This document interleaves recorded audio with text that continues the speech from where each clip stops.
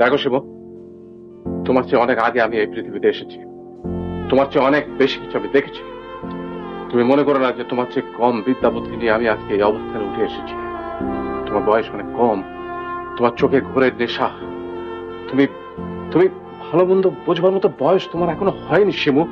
বাবা, হ্যাঁ মা, হ্যাঁ, শুধু কল্পনা দিয়ে জীবন চলে না, শুধু শুধু স্বপ্ন দিয়ে জীবন চলে না।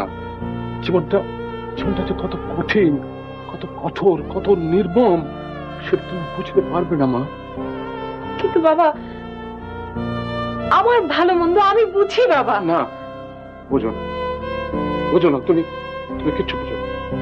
তুমি বাবা মাকে বুঝো না, বাবা মার অন্তর বুঝো না, বাবা মার অন্তরে মেয়ের জন্য কি ব্যাকুলতা সেটা তুমি বুঝো না। তোমার সুখী যে আমাদের সুখ সেটা তুমি বোঝো না। তুমি অসুখী হলে যে আমরা এই কোটি কোটি টাকার মধ্যে বসে থেকে অসুখী হই সেটা তুমি বোঝো না। বিয়ের ব্যাপারে তোমাদের এই ব্যাকডেটের ধ্যান ধারণা আমার পছন্দ নয়। ব্যাকডেটেড? কাকে তুমি ব্যাকডেটেড বলছো? তোমার ভালো মন্দ আমরা যাচাই করতে চাই, সেটা ব্যাকডেটেড? একটা ভালো সুদর্শন সৎ বংশের ছেলেকে যাচাই করতে চাই, সেটা ব্যাকডেটেড?